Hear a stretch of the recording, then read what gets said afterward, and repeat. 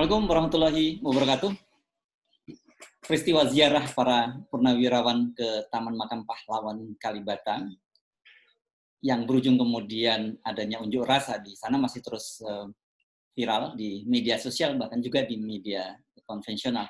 Tapi yang paling banyak mendapat sorotan adalah bagaimana ketika Komandan Kodim Jakarta Selatan sempat berdebat dengan mantan Panglima TNI Gatot Nurmantio, dan yang lebih paling menarik adalah ketika dia mencoba merebut kertas yang sedang dibaca oleh Letnan Jenderal TNI Purnawirawan Soeharto. Beliau adalah mantan dan Kormar atau dan Komandan Korps Marinir TNI AL. Bagaimana sebenarnya tata krama seorang junior TNI kepada para seniornya, dan kemudian apakah tepat seorang purnawirawan yang dalam notabene sudah menjadi sipil itu kemudian dihadapi oleh seorang TNI yang masih aktif. Saya akan mengajak Anda berbincang dengan Mayor Jenderal TNI Purnawirawan Priyanto. Beliau ini adalah mantan Wakil Gubernur DKI Jakarta, dan yang paling penting saya akan mengajak Anda karena beliau pernah menjadi Kepala Staf Garnizon DKI Jakarta. Assalamualaikum, Pak Pri.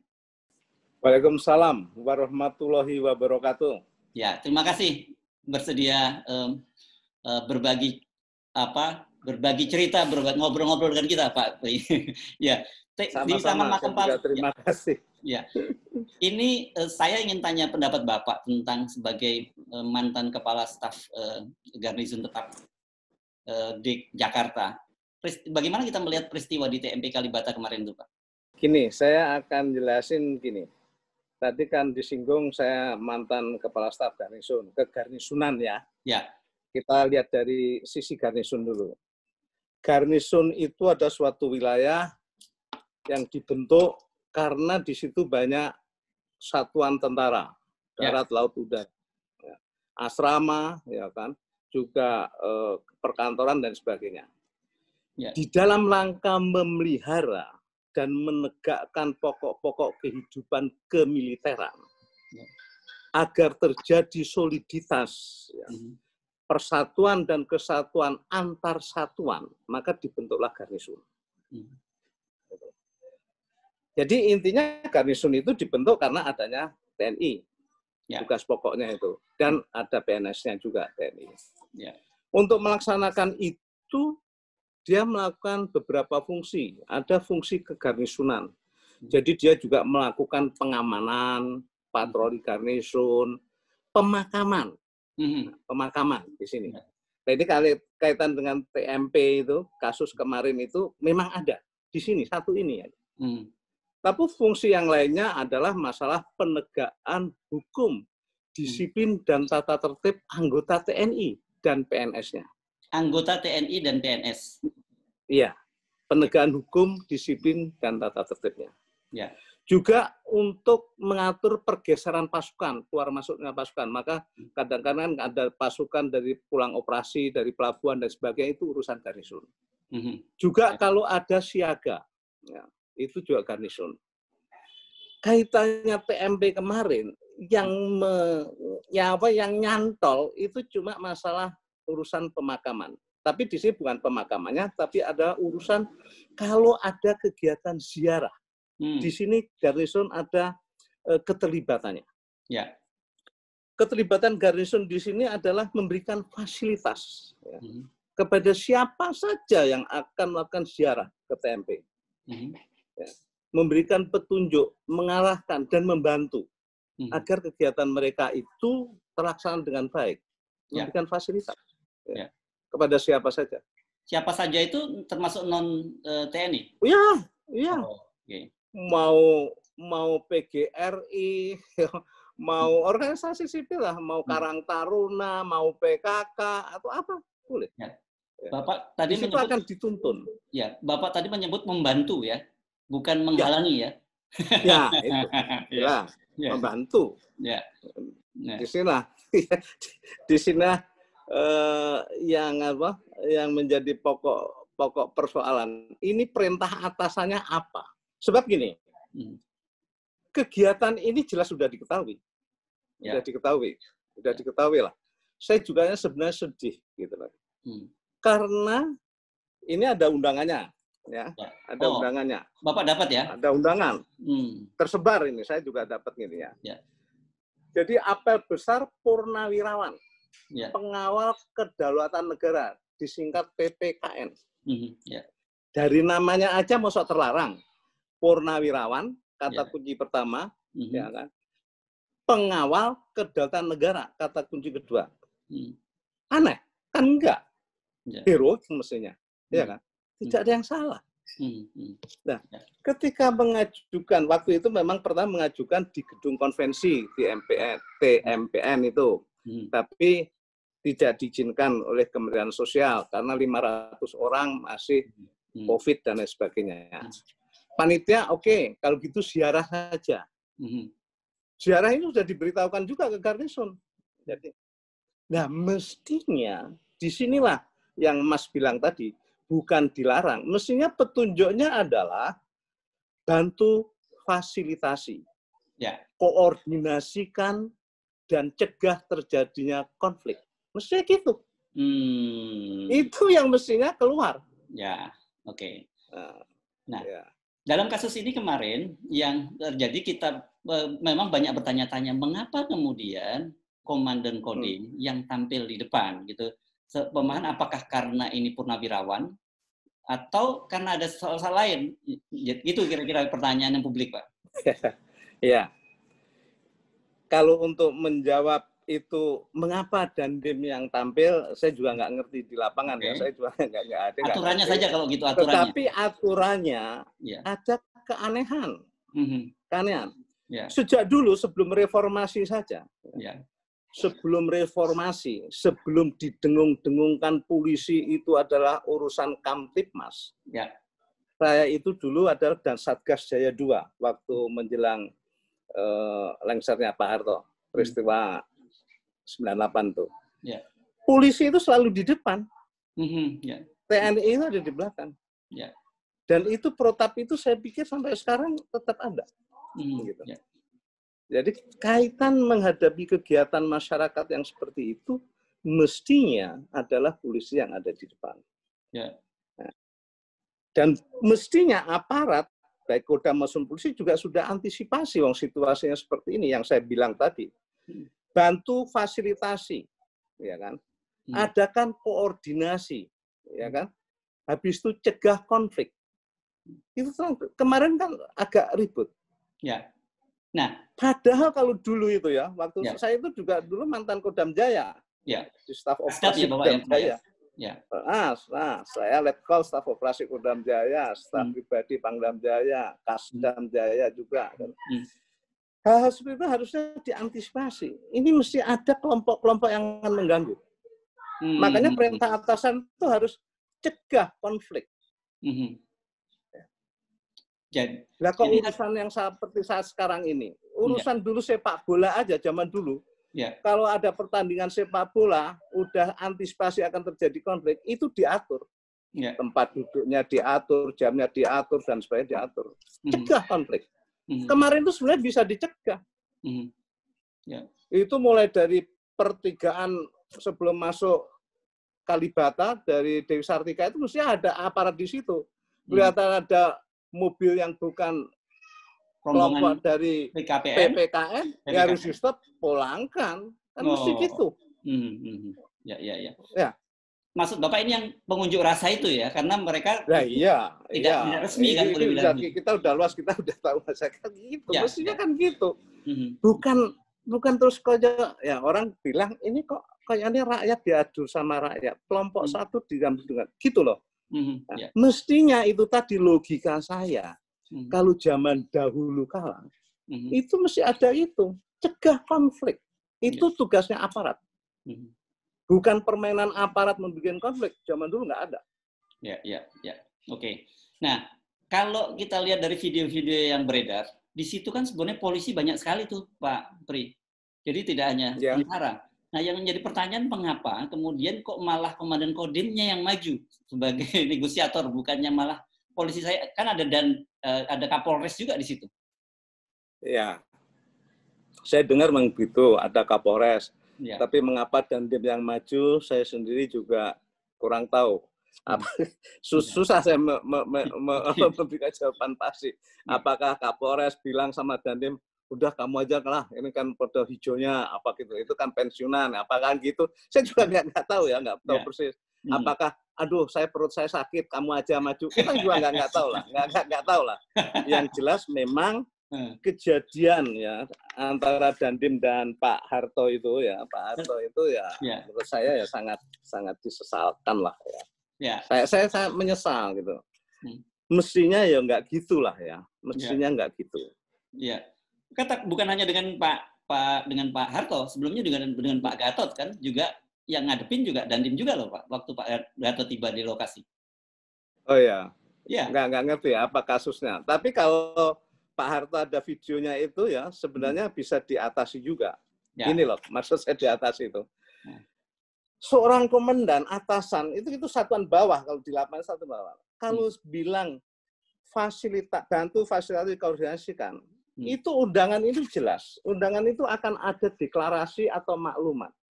Itu tinggal panggil aja si panitianya. Bapak akan maklumat apa? Mana bahannya? Saya bacanya. Itu dong. Setelah dibaca nggak ada yang derawasi untuk negara. Sah. Undang-Undang Dasar 45 itu pasal 28 itu kemerdekaan mengutarakan pikiran secara lisan dan tulisan itu dijamin. Gitu loh. Nah, selama maklumatnya itu nggak ada bertentangan dengan hukum dan nggak derawasi terhadap bangsa dan negara, ya nggak masalah kan? Itu tadi yang saya katakan. Mengapa itu tidak terjadi? Nggak dilakukan. Kok di tengah jalan terus merebut? Ya, itu etikanya menurut saya juga. Kita tonton dulu sebentar nih Pak. Videonya kita tonton ya. Peristiwa ketika Pak Komandan Kodim ini, Pak Ucu ini mau mengambil kertas yang sedang dibaca oleh Letnan Jenderal TNI Marinir Purnawirawan Soeharto. Kita tonton sebentar Pak. Ya, oke. Kalian dibuka. Pada kesempatan ini dibuka. Dengarkan yang belakang juga. Kesehatan dibuka dikit aja. Duduk bagus. Ya, Mas. Kami akan menyatakan sikap dibuka dikit aja Mas. Dari para purnawirawan. Dibuka dikit. Mundur. Mundur dikit, Pak. Mundur. Kedaulatan negara. Mundur. Nah, sip. Dibuka dikit ya. Dengan keprihatinan kami yang dalam, purnawirawan sudah kader. Kalau kamu mempermalukan saya nggak apa-apa, tapi saya lanjut ya. Sudah. Iya. Sebentar.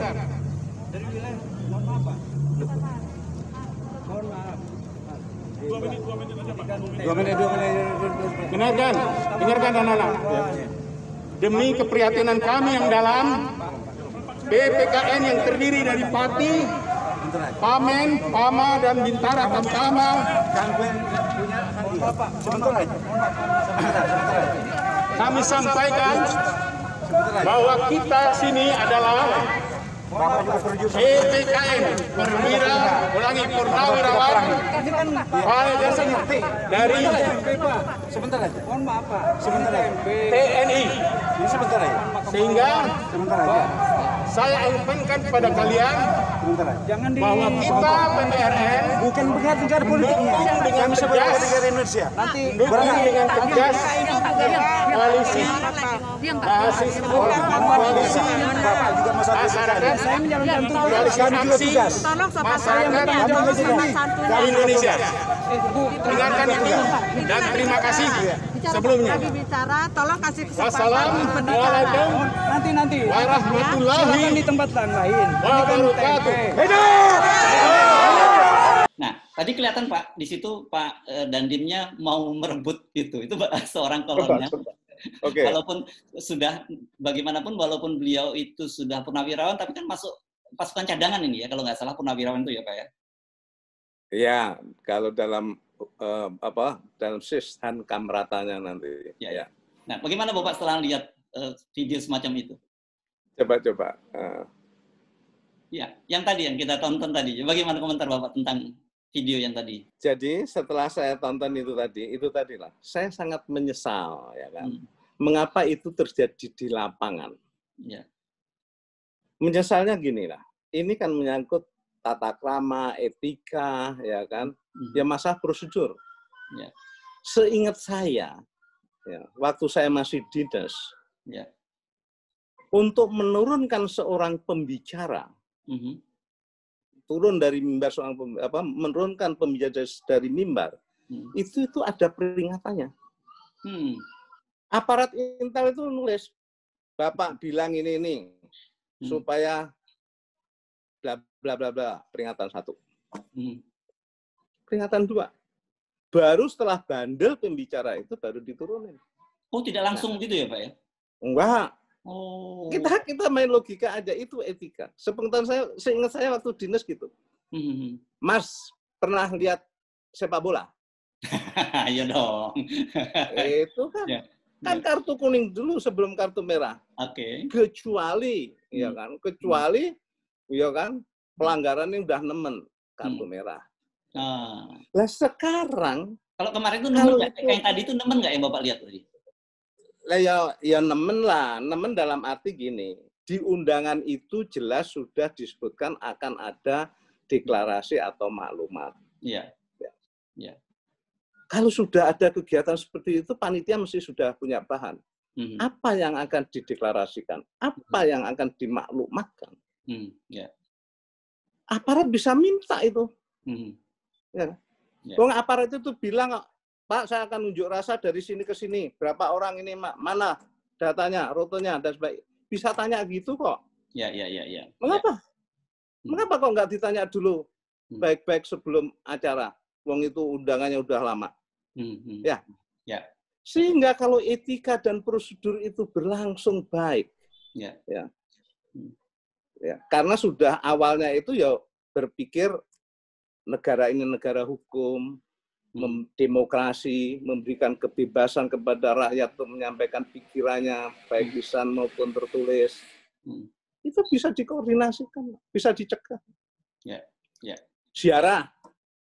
Ziarah COVID dilarang, jangan dulu. Lewang pilkada yang saya lihat di TV, ombyoan daftar ke KPUD-nya aja rombongan gitu aja boleh kok. Dangdutan juga boleh kok. Bedanya? Ya. Apa bedanya? Iya. Kan tinggal kanal saya. Oke, Bapak ziarah. Kan gitu. Ya. Kalau mau ziarah rombongan, ini luas di depan TMP sekian meter persegi. Jarak sekian meter per orang, Bapak berarti maksimal 75 orang. Ini. Ya. Kalau banyak bergelombang. Ziarah yang pertama jam segini, jam kedua sini. Ya. Apa susahnya? Ya. Kalau niatnya baik. Ayo. Ya. Oke. Sekarang kita itu niatnya dulu. Mau menghambat atau memfasilitasi dan membantu. Ya. Nah, itu kalau saya loh ya. Dengan saya loh ya. Oke. Nah, orang kan kemudian jadi teringat lagi kasus sebelumnya ketika Pak Gatot pidato di Surabaya, tiba-tiba langsung masuk diturunkan, kemudian ternyata di luar yang demo dibiarkan. Kemarin juga begitu lagi, terus kemudian ternyata di luar juga kok polanya kok dilalah juga sama, ada yang demo juga dan itu tidak dibubarkan. Jadi kan pikiran orang jadi macam-macam nih Pak kalau sudah begini, lihat situasinya. Nah, oke. Jadi gini, saya juga barusan baca Pak Muldoko, KSP ya, ketua KSP apa? Ketua atau apa ya? Ya, kepala staf kepresidenan saja Pak, KSP saja. Kepala staf kepresidenan. Itu menyebutkan masalah yang disebut stabilitas politik, stabilitas. Ya, stabilitas. Saya ingin menggarisbawahi stabilitas politik, stabilitas ekonomi dan sebagainya itu adalah pekerjaannya pemerintah. Ya. Tugas dan tanggung jawabnya pemerintah. Gitu loh. Nah, kaitannya yang tadi ditanyakan tadi, kalau ini juga, mohon maaf, kalau ada yang mendengar dan disampaikan, kalau cuma kegiatan seperti di TMP tadi, untuk tidak kisruh, untuk tidak terjadi konflik, tidak terjadi polemik, atasan itu cuma bilang aja, bantu fasilitasi selama ini tidak berawasi untuk bangsa dan negara. Ya kan? Ya. Koordinasikan baik-baik, artinya diatur gimana baiknya. Agar kegiatan rakyat ini rakyat loh, berjalan. Habis itu cegah konflik. Itu tadi, Pak Arief kan bilang, ya kan, Surabaya ada kelompok yang saya juga dapat rekamannya dari Pak Arief, ternyata itu bayaran, nggak ngerti apa, ya kan? Ya. Ya kan? Ya.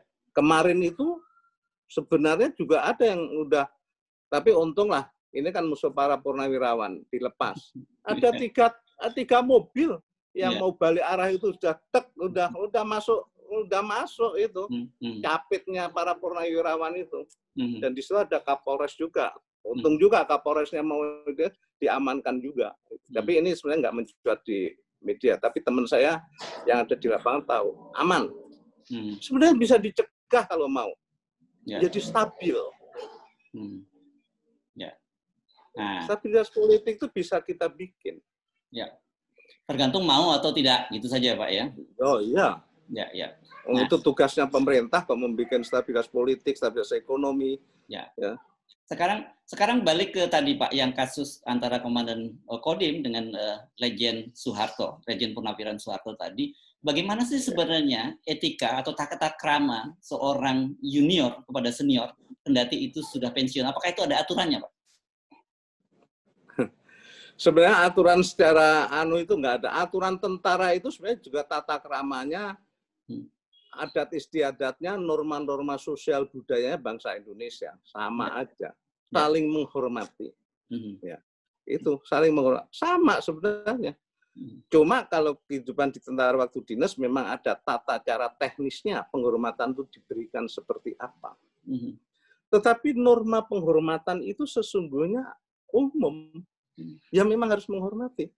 Itu tadi, karena nggak ngerti prosedur kah atau perintah yang salah kah atau apa, saya juga nggak tahu mengapa itu terjadi gitu loh. Ya. Sebenarnya gampang kok. Itu tadi saya kata. Dengerin aja. Pak Harto itu mau ngomong maklumat apa. Salah, tunjukin rekamannya, panggil ke polisi. Selesai kan?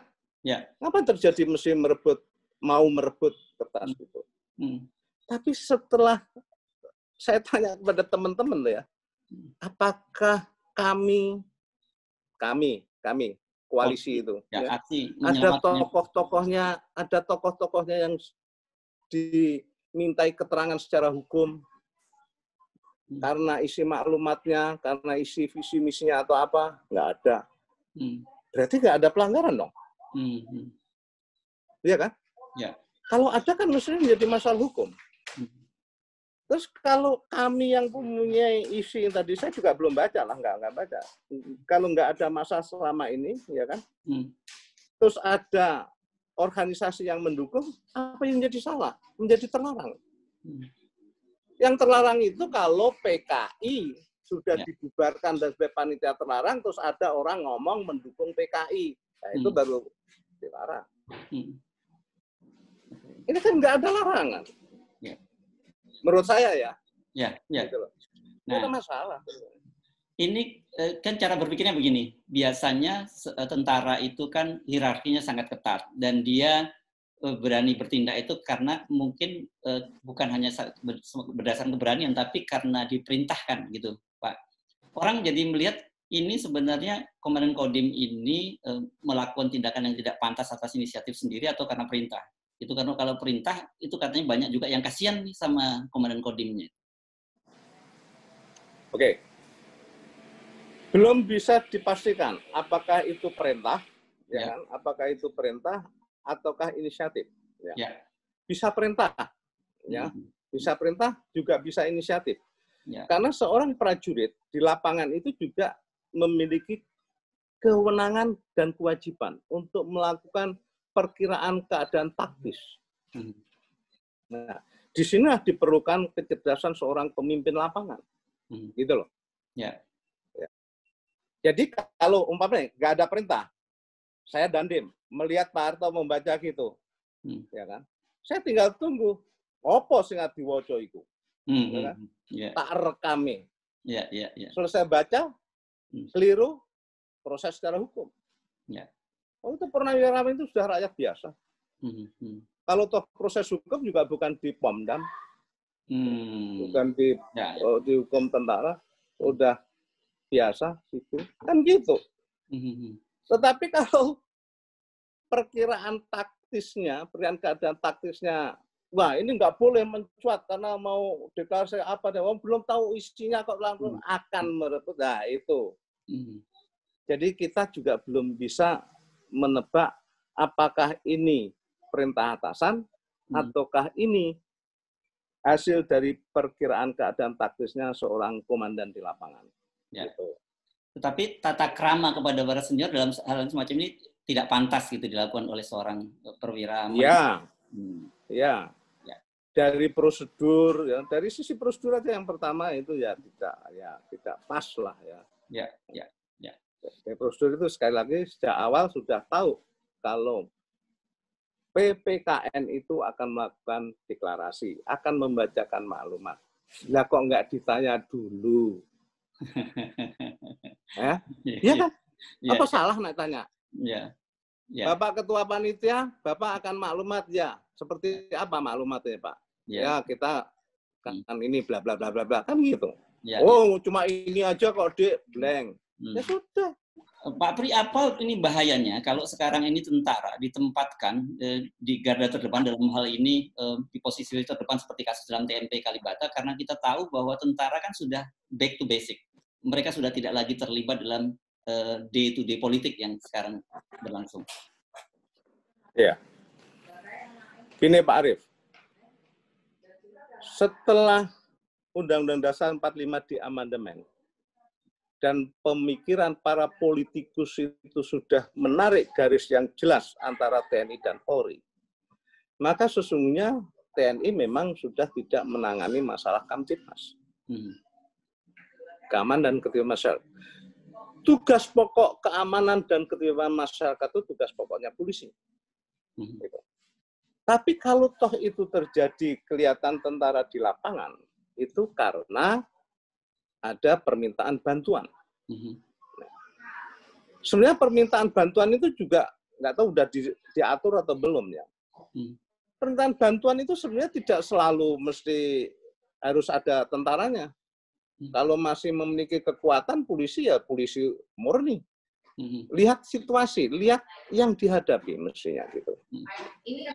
Nah, kalau kaitannya apakah tentara itu bisa memihak kepada politik tertentu dan sebagainya, itu udah jelas enggak mungkin. Ya. Jenderal Sudirman, Panglima Besar Jenderal Sudirman itu sudah memberikan pesan ya, bahwa politik tentara itu adalah politik negara, itu jelas.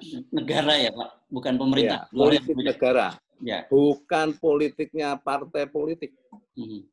Atau penguasa. Itu nanti saya nggak akan jelaskan, tapi mesti orang sudah ngerti lah. Politik negara. Ya. Juga ada loyalitas tentara itu adalah loyalitas kepada kepentingan negara. Bukan kepentingan pemerintah. Ya. Ini yang suka disalahkan dan sering saya baca di media. Harus mendukung pemerintah. Pemerintah loyalitasnya itu kepada negara. Negara itu berbagai pakar mendefinisikan dan yang paling sederhana itu unsurnya ada 3. Ada pemerintahan, rakyat, sama teritorial. Lah kalau pemerintahnya tidak mikir rakyat, kan nggak utuh, nggak mikir kedaulatan negara, wilayah teritorial jebol sana jebol sini. Apakah tentara akan tetap membebek kepada pemerintah? Umpamanya, kan enggak kan? Jadi harus utuh. Loyalitas tentara itu loyalitas kepada kepentingan negara. Kepentingan 3 unsur ini. Gitu. Dan pemerintah itu dalam era demokrasi kan bisa silih berganti ya Pak ya, datang dan pergi. Ya, jelas. Pokoknya memang harus hati-hati. Tentara itu dalam hal ini harus mencermati ya. Pesan Pak Dirman itu ya. Baik. Terus ada lagi pesan Pak Dirman itu, tentara itu tidak berpolitik. Ya. Tidak memihak kepada partai politik manapun. Itu jelas ada itu. Itu pesan Pak Dirman. Itu di beberapa institusi militer. TNI dan Purnawirawan itu suka tertulis itu. Ya, ya. Jadi sebenarnya visioner ya Pak Dirman sudah mengantisipasi hal yang semacam ini sekarang terjadi gitu ya. Ya. Ya. Sebab ya di samping visioner ya jelas. Sebab ketika beliau Panglima Besar Sudirman waktu itu sudah merasakan bagaimana perilaku partai politik itu bagaimana. Itu sudah tahu. Jadi tidak bisa. TNI itu harus utuh, harus miliknya rakyat, miliknya negara gitu. Ya, baik. Saya kira terima kasih, cukup jelas nih Pak Pri. Assalamualaikum warahmatullahi wabarakatuh. Terima kasih, Mas Arief. Waalaikumsalam warahmatullahi wabarakatuh.